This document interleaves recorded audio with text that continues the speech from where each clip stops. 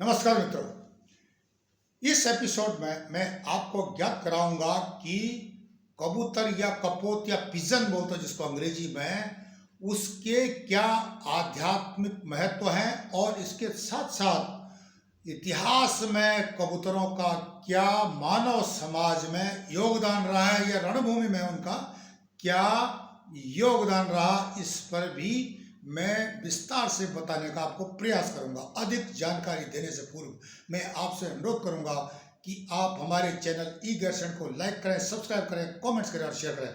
मित्रों, कबूतर जो कि एक मासूम पक्षी के तौर पर समाज में आका गया है, उसके पास अपार क्षमताएं हैं, अपार शक्तियां हैं और इसका इतिहास साक्षी है। जिसका उदाहरण एक है कि मिस्र के फारोह साम्राज्य में प्रचलित कबूतरों की सेवाएं अपने समय में बहुत अधिक प्रसिद्ध थी। कबूतरों के कारनामे बहुत अजीबो गरीब थे। सेना में 43 वर्ष ईसा पूर्व मार्क एंथोनी ने जब मैडोना छावनी को घेरा तो छावनी में कैद जो सैनिक थे वो कबूतरों की मदद से मदद के लिए संदेश भेजा करते थे। ये आप सोच सकते हो कि कबूतर कितनी काम की चीज थी उस समय सेना में या समाज में। यही नहीं, भारत में कबूतरों के द्वारा संदेशों का आदान प्रदान, प्रेम पत्रों को पहुंचाने के लिए या व्यापारियों के व्यापार की बातें आपस में एक दूसरे को पहुंचाने के लिए प्रयोग में लाई जाती थी। यही नहीं, अर्थशास्त्र में भी इसका काफी कुछ लेखा जोखा मिल जाएगा आपको। भारतीय सेना में 1881 में कपोत सेवा जो पिजन सर्विस का जो है आना हुआ और इसको अंग्रेज लाए।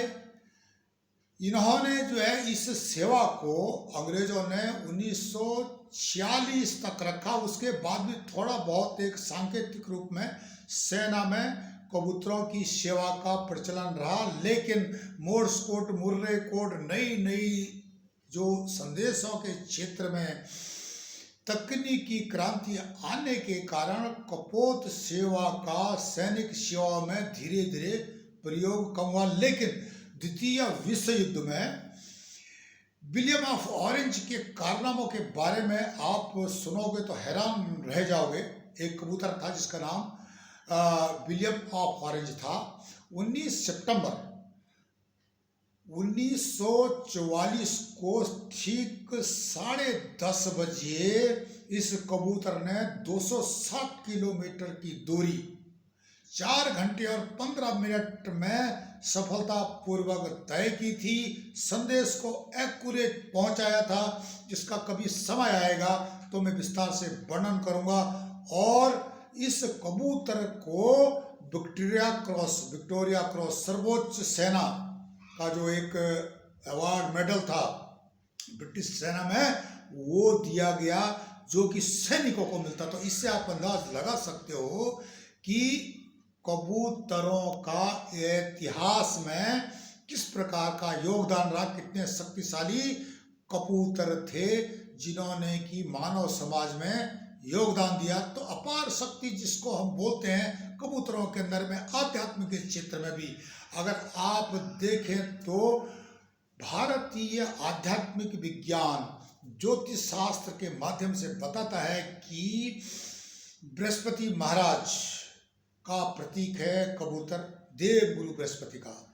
अब इसमें क्या होता, अगर कबूतरों को आप दाना पानी खिलाते हो तो ये आपको सकारात्मकता देता। पर लेकिन याद रहे, आप अपने छत में, अपने घर में कभी भी कबूतरों को दाना पानी न खिलाएं, क्योंकि छत राहु का प्रतीक होती है और अगर छत गंदी होती है तो राहु की नाराजगी निश्चित है और इसको आप अवॉइड नहीं कर सकते। अगर आपने खिला भी दिया तो तुरंत आपको छत धोनी पड़ेगी और इसमें पानी, जो हल्दी का पानी, उसके जल से छिड़काव करना पड़ेगा।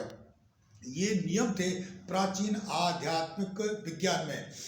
इसके अलावा जो कबूतरों के पंखों का जो यंत्र मंत्र तंत्र में भी प्रयोग होते रहा है, और अनेकानेक जो दृष्टि से अगर अब देखा जाए आध्यात्मिक कोण से, तो कबूतरों का जो है अपना विशेष महत्व इतिहास में रहा है, आध्यात्मिक विज्ञान में रहा है। पाप ग्रहों को दूर करने के लिए, राहु की दशा को दूर करने के लिए, अगर किसी का राहु खराब है, किसी की जो है शादी समय पर नहीं हो रही है या संतान नहीं हो रही है, तो उसको चावल खिलाने चाहिए। अगर किसी की समाज में बदनामी हो रही है, और राजनीतिक बदनामी हो, चाहे सामाजिक बदनामी हो, आर्थिक बदनामी हो, किसी प्रकार की बदनामी हो, उस आदमी को 21 दिन गेहूं भिगा करके सुबह सूर्योदय के समय कबूतरों को खिलाना चाहिए। इससे क्या होता है कि उसके जितने भी जो बदनामी के तत्व फैल रहे हैं वो स्वतः ही समाप्त हो जाएंगे, और यह 1 हफ्ते में आपको रिजल्ट आना, इसके परिणाम आने शुरू हो जाएंगे।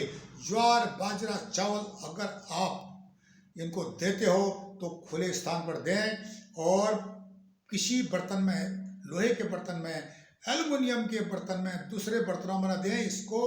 कबूतरों को पानी देने का सरल तरीका है, इसको मिट्टी के बर्तन में आप पानी दें, ताकि आप पर जो है यह नकारात्मकता ना आए। राहु केतु शनि की महादशा अंतर्दशा चल रही है किसी पर, या जिसके कमजोरी ग्रह हैं आपको विपरीत दिशा की तरफ ले जा रहे हैं, तो ऐसी हालत में कबूतरों को आपको चावल खिलाना चाहिए।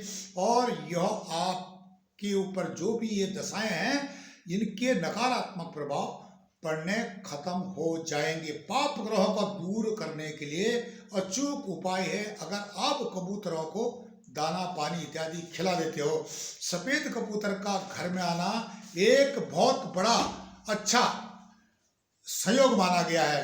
सफेद कबूतर का आना आपके घर में सुख समृद्धि आएगी, धन आएगा। और अगर सफेद कबूतर दिवाली से पहले धनतेरस के दिन आपके घर में आ जाता है, तो आपको ये संकेत है कि आपके घर में धन लक्ष्मी की वर्षा होने वाली है। आपको यह साल बहुत ही शुभ रहेगा अगर सफेद कबूतर अनायास ही आपके घर में, आपके इर्द गिर्द आने शुरू हो जाते हैं। कबूतरों को हमेशा बंदी नहीं बनाना चाहिए, कबूतरों को स्वतंत्र करना चाहिए।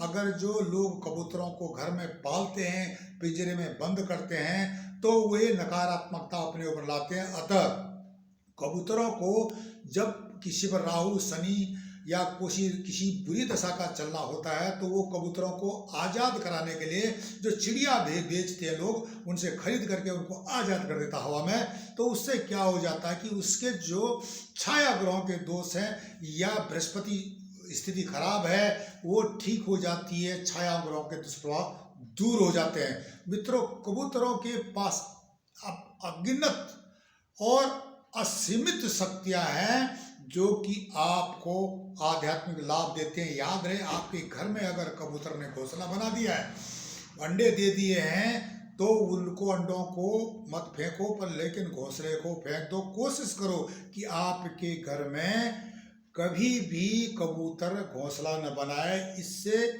वास्तु दोष होता है। साथ साथ आपके जो पाप ग्रह है वो नाराज होते हैं, और ऐसे भी जो है कबूतर जो है बीमारियों को फैलाता है, वायरस को एक जगह से दूसरे जगह लाने में मदद करता है। और जब इसके घोंसले में जो अनेक जो चीज़ें लाता है, जो तंत्र की हुई चीज़ें, मंत्र की हुई चीज़ें, इनके द्वारा भी घोंसला बनाता, तो ये भी नकारात्मक ऊर्जाएं आप पर छोड़ता है। अतः कबूतरों को घर में लाना पालना आप जहाँ तक हो इसको निषेध करें। मित्रों, ये थी कबूतरों के बारे में जानकारी। आगे भी सफ़ेद कबूतर के बारे में मैं बताऊंगा।